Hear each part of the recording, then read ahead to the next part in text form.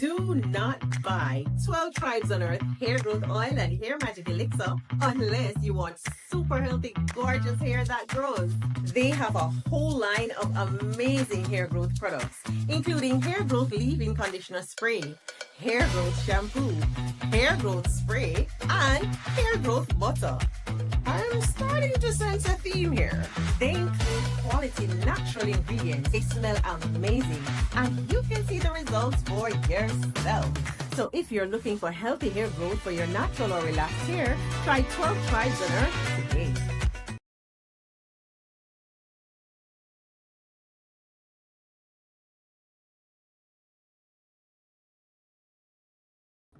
Shalom, family. Good to see everyone here. Hope you're doing well.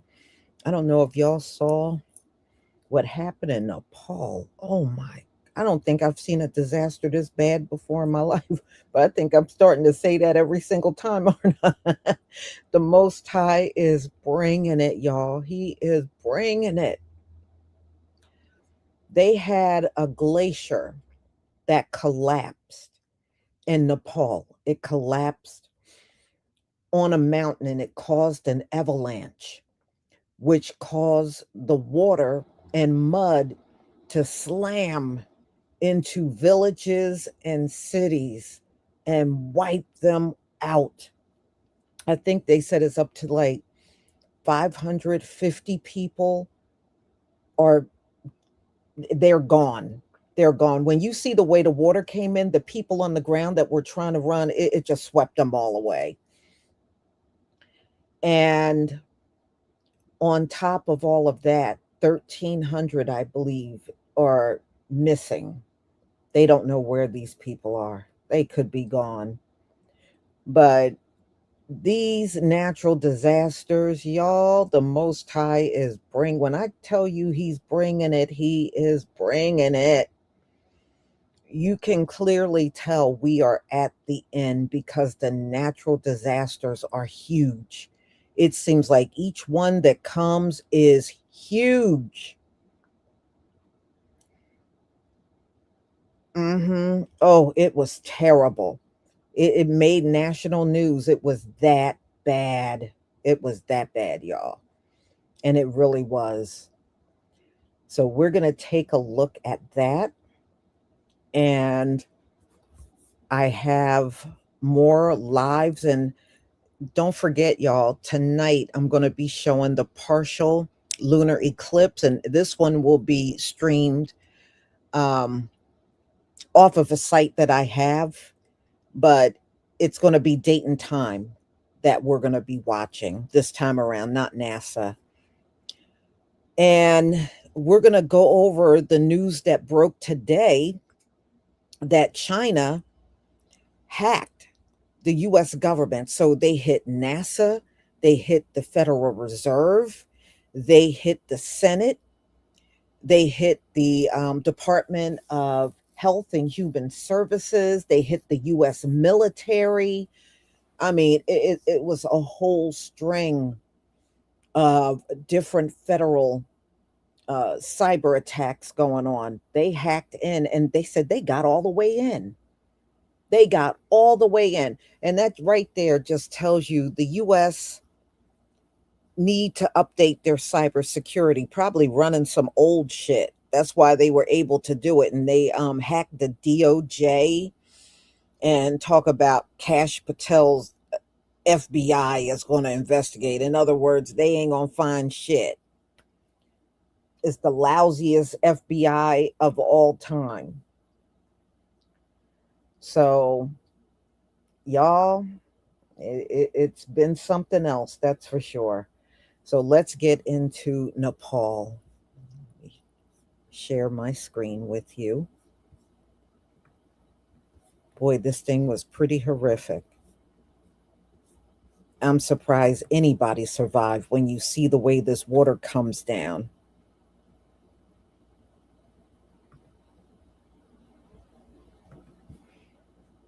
Okay.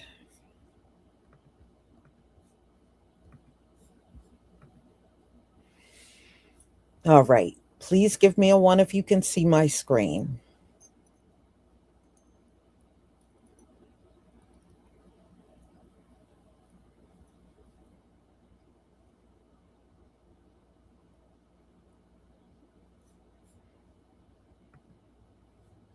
Thank you.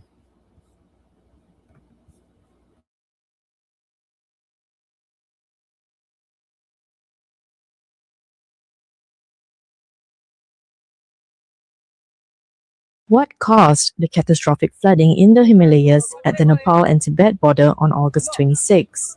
Experts initially thought an earthquake might have triggered it. Seismic activity was detected near the Nepal-China border in the morning and was initially reported as a 4.4 magnitude quake. But after analyzing data, scientists from the US Geological Survey later clarified that an earthquake did not occur. Instead, what had been detected was in fact a glacial collapse. And as the planet is warming, those glaciers are getting more and more destable. And so we're starting to see glaciers like this starting to collapse, but perhaps not on this scale. So what we've seen is a massive chunk of ice, possibly triggered by another landslide, it's hard to say, has fallen off of that glacier and tumbled down the very steep valley. And so the earthquake that's been recorded here is actually the ice and the rock landing on the ground, and the impact force that's caused has been recorded in this as shaking, essentially, that makes it look like an earthquake. So it shows you the amount of energy this thing's released as it's landed.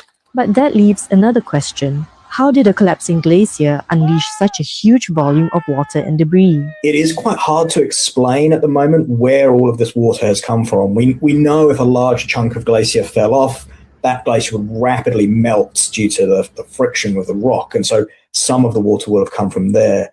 But this is a huge volume of water. So where the rest of that has come from remains an open question. But perhaps the initial landslide and ice avalanche temporarily blocked the river and allowed some water to build up. That remains kind of speculation. It's hard to say, but that's the kind of things we'll be looking at in the coming days and weeks to really understand the exact processes that have happened here to cause this.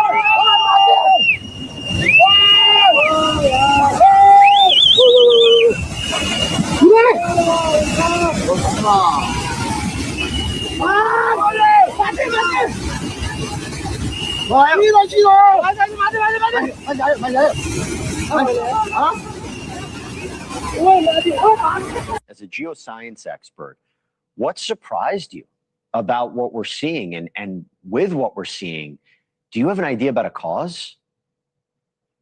Yeah, the story is starting to come together about the cause here. And I think we have a clear understanding that it was a collapsing glacier that probably was undergoing some rapid melt, collapsed maybe as much as a mile vertically into a gorge that's deeper than the Grand Canyon, and then continued on downstream, picking up mud and debris, doing what we call bulking up, getting very large. And what was so surprising to me about it is usually events like this involve a glacial lake that was sitting up there near the crest of the range that overflows due to a landslide into the lake. In this case, there doesn't appear to be a lake involved. This just seems to be mostly driven by the collapse of this glacier. And why the exact glacier collapsed, where it did, when it did, those are questions that it'll take time to answer. Look, Raj, right now, the question is, what can people do to help? What can people do to help those in Nepal? What can the rest of the world do to help? You tell us right now. You got a platform, Raj. Thank you.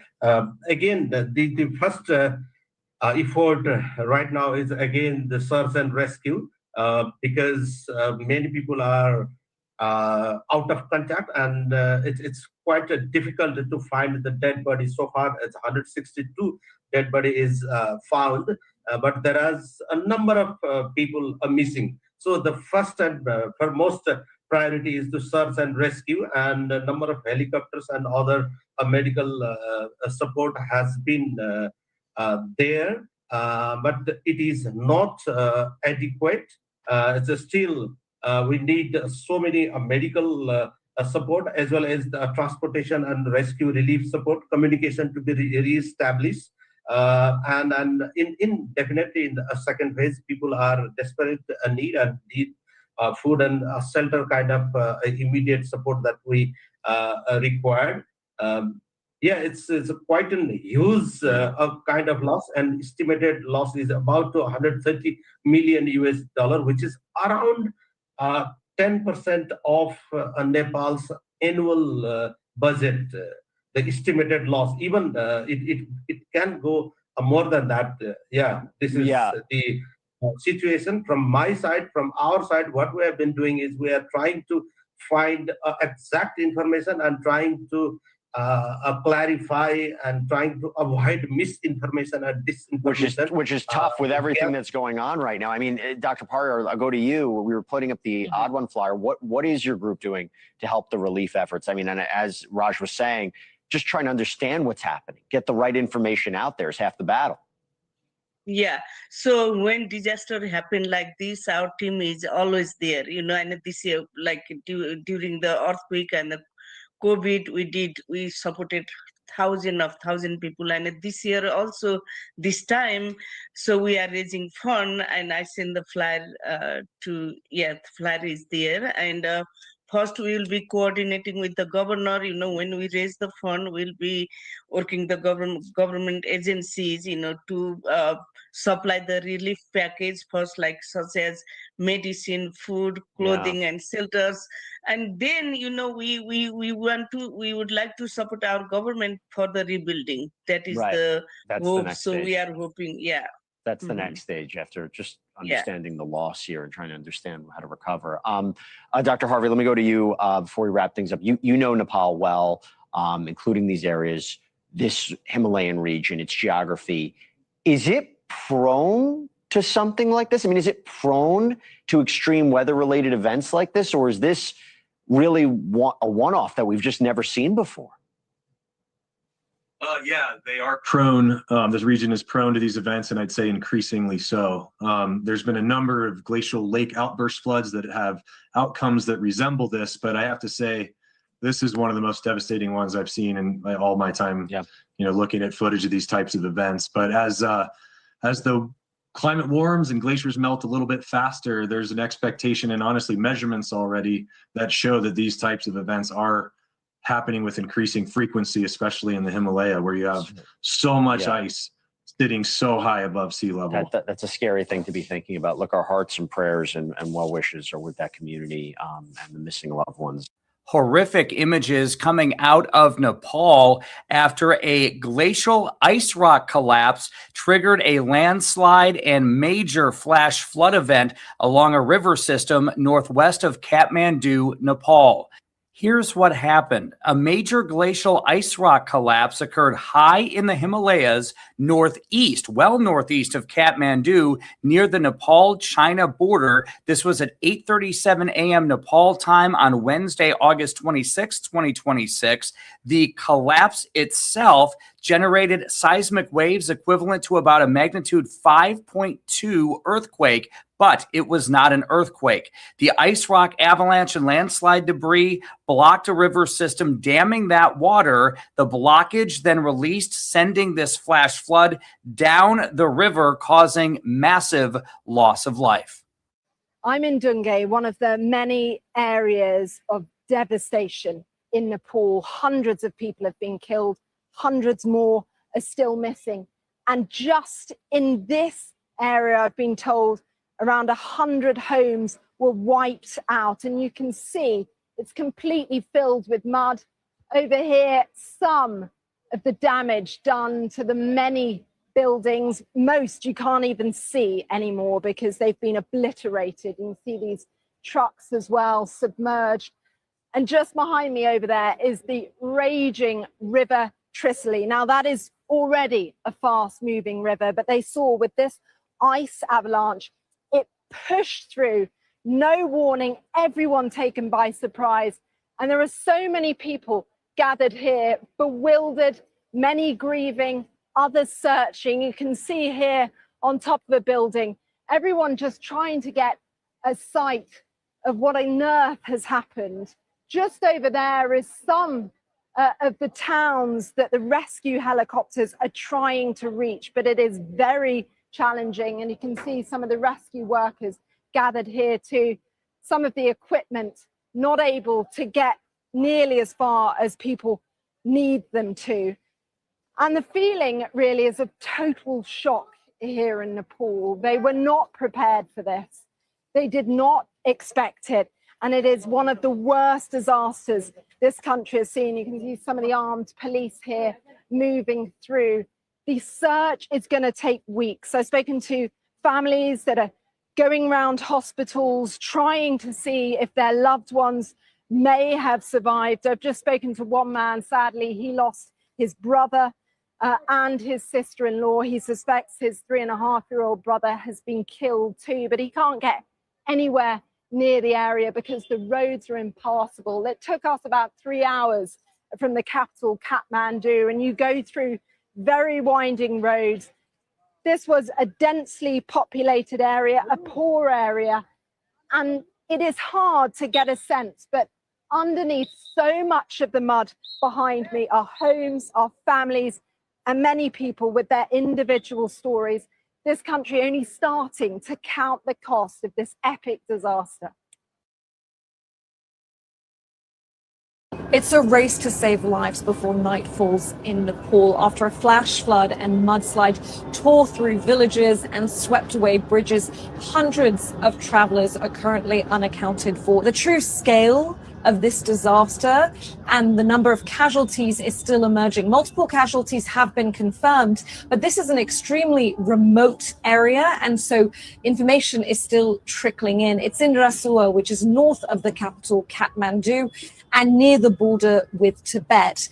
Police have said dozens of their own officers are unaccounted for and they're struggling to reach them. Now, the government believes that an early morning earthquake triggered an avalanche, which in turn may have caused this flash flood, but they're still checking all of this information. And sadly, Nepal is no stranger to flash floods. 18 people did die last year in the same area, but this time after a glacier burst on the Chinese side of the border. Search and rescue operations are continuing, and districts downstream are now on high alert. Oh my God. Oh boy. Lama. Khola guys, khola. Oh my God, bharo. Bharo, bhag, get out, bhag.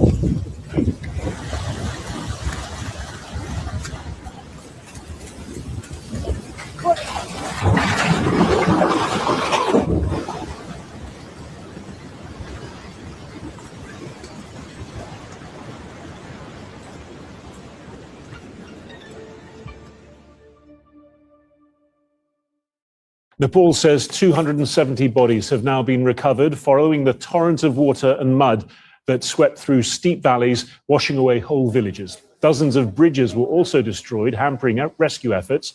More than 1,300 people are missing in Nepal and across the border in Tibet. They include hundreds of foreign tourists, pilgrims and workers, 33 of them from the UK. Experts believe an avalanche triggered by glacier collapse caused the flash flood. In the past, Nepal has been there for Britain in our hour of need, and we will be there for Nepal in its hour of need right now. So the immediate offer that the Foreign Secretary has relayed to the Nepalese government is an offer of first responders, search and rescue support. Britain excels in this, and we're there and we're ready to be deployed.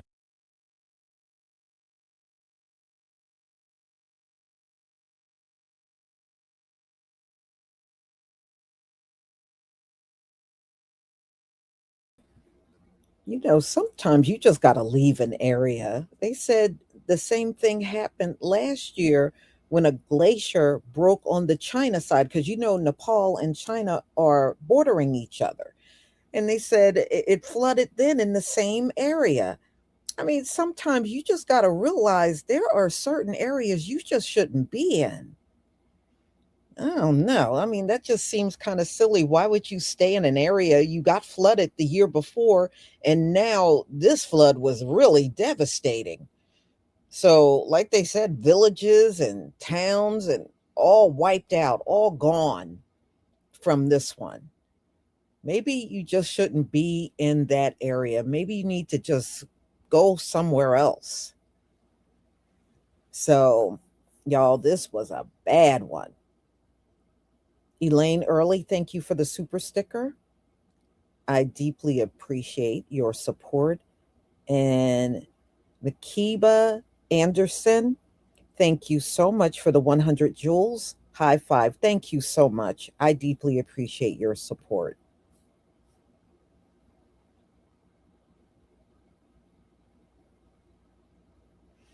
Oh yeah, Mount Everest. Did you ever watch those videos where all these Americans go up there and freeze to death? They don't retrieve many of those bodies. Sometimes they do, and in many cases they just let them stay wherever they are. And you know, every now and then you can watch a video and it shows the footage of these bodies. Some of them have been there for 3 and 4 decades and they're still on the ground, and then some got were there for a long time, but because there's a lot of storms on Mount Everest, so some of them got blown away. I was looking at some people are froze to death, suspended up in the air. I mean, it is crazy. And some mountains are just not meant to be climbed. You know, Mount Everest, they said, makes its own weather. And the weather can change at a drop of a hat. It could be nice and calm when you're on your way climbing to the top. Then all of a sudden, the weather just at an instant turns bad. And believe it or not, a lot of people, they do make it to the top. You know, when they usually get caught up and they lose their lives, coming back down. Coming back down is when they will lose their life.